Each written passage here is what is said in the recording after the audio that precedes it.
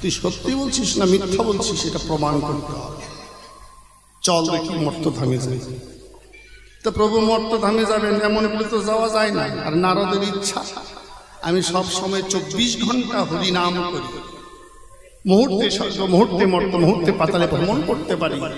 আমার চাইতে ভক্ত আছে নাকি জগতের পরে, এটা নয়ন ভরে দেখবো বলে তার বাসনা অন্তরে, তাই ক্যাসালটা বাধাই দিয়েছে। এখন আবার নারদ এই যুক্তি দিচ্ছে, দেখেন এইভাবে তো যাওয়া যায় না, তাই না মা?